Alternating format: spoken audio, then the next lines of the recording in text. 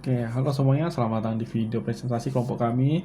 Dan saya Justin bersama teman saya.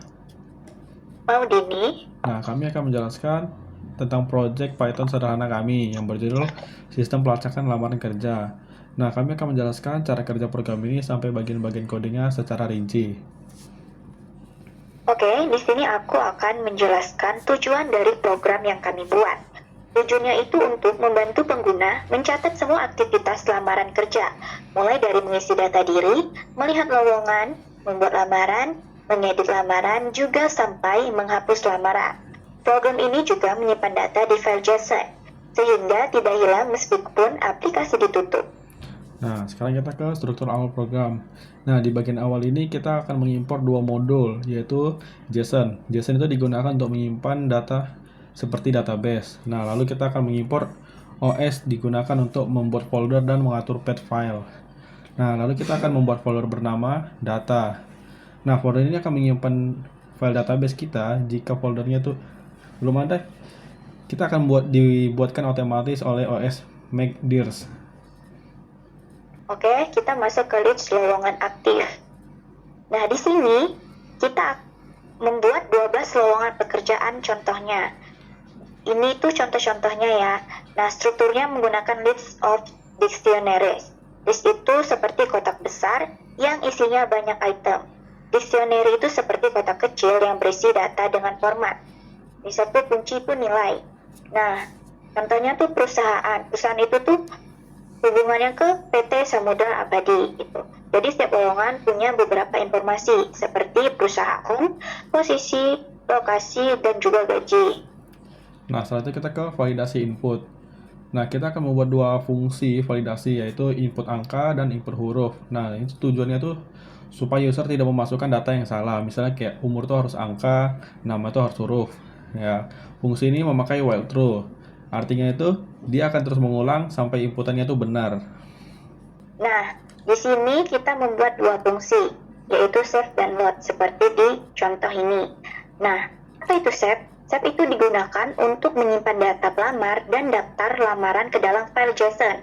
Untuk load sendiri itu digunakan untuk mengambil data dari file JSON saat aplikasi dibuka. Nah, jadi JSON ini ibarat lemari penyimpanan.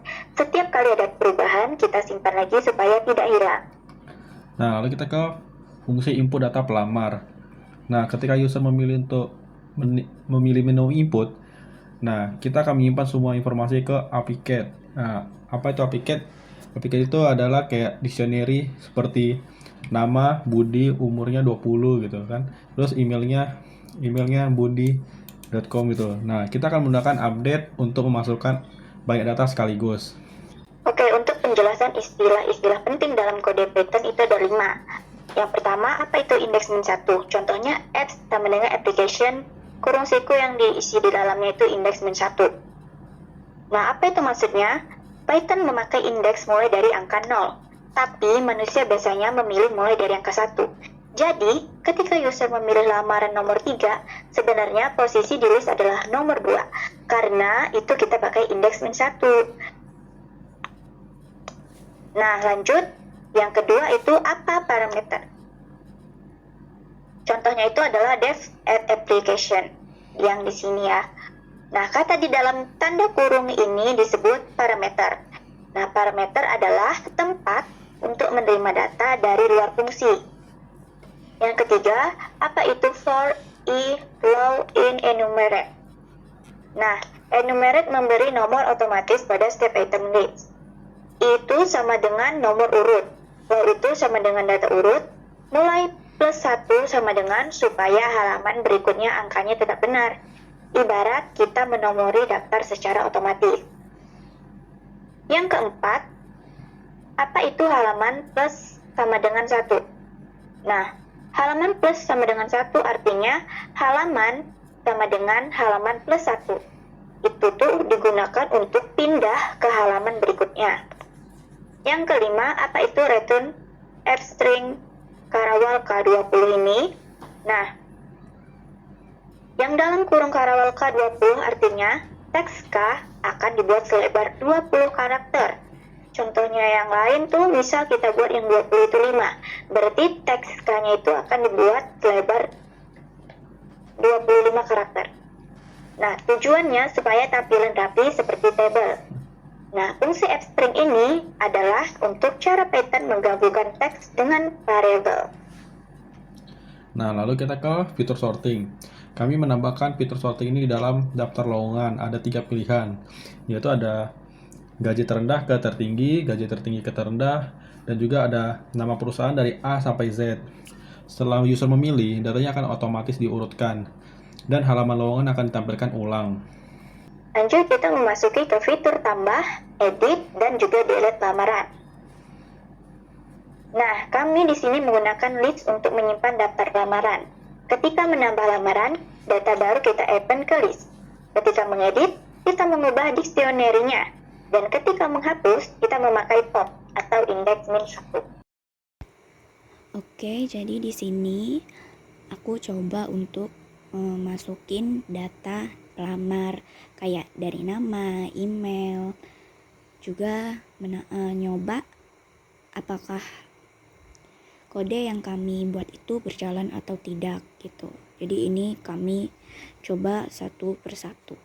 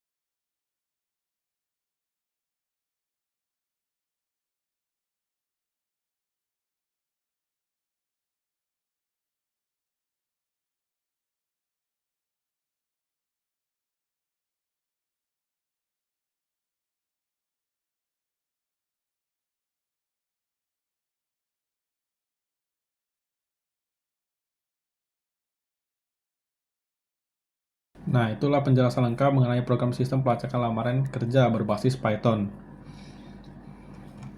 Kami harap video ini membantu menjelaskan cara kerja kode Python secara jelas. Terima kasih sudah menonton.